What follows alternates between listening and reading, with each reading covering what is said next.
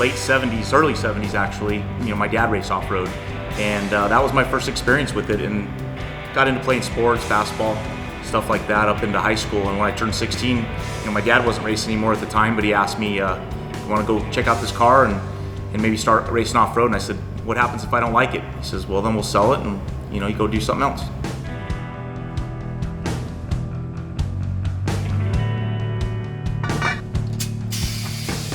Yeah, I fell in love with it right away. My dad made me prep the car, put it completely together ourselves. And my first race was 1982 Snore 250, and we raced together. So he started the race, did the first 2 laps, and I did the last 3. I think we ended up getting 6th place. But when we got the lap times, my 3 lap times were quicker than his. At that point, he said, that's it, I'm done. Quickly I fell in love with it, and it became a goal of mine to go out there and try to beat all the other competitors. And in that first year, we ended up winning all 6 Snore races in the championship.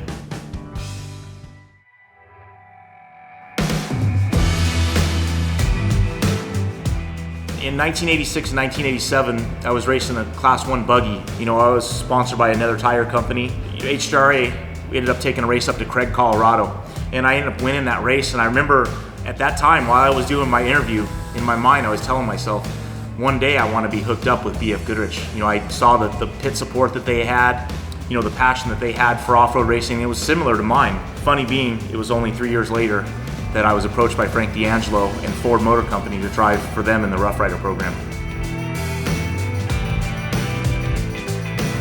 It's incredible. I've been fortunate enough to be with BFGoodrich tires since 1991. I spent a lot of time in the Rock Garden north of Las Vegas, a famous area, the old Mint 400, doing tire testing for 2-3 days in a row with Ivan Stewart and Larry Ragland.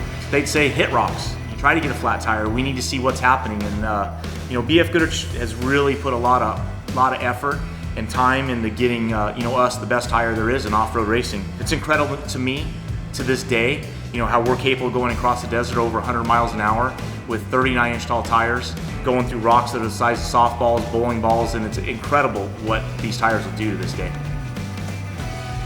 In racing, especially when you've raced for over 30 years, there's been a lot of heartbreaks. I've broken down within a mile of the starting line. I've broken down within a mile of the finish line. I've had the championship sewed up when there wasn't even enough cars in the race for anyone to beat me, and lost it. And on the other hand, I've won a lot of great things. Won special championships. I've driven in more classes and probably more off-road cars than I think anyone else has. Anything from Class 1 to Class 12, trucks, buggies, more than I can even remember.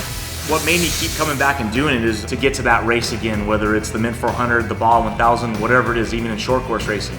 It takes 365 days to get back to that same venue to try to conquer it and try to win that race. Every time you're out on the track, or at least I am, I'm thinking about, as it's happening, what can I do to be faster? How can I make the car, the buggy, or the truck faster? That's the part that keeps driving me. I've been racing for over 30 years, got a lot of wins, a lot of championships, but in my mind, I feel like I've only just begun, honestly, and I want to win a lot more races and a lot more championships.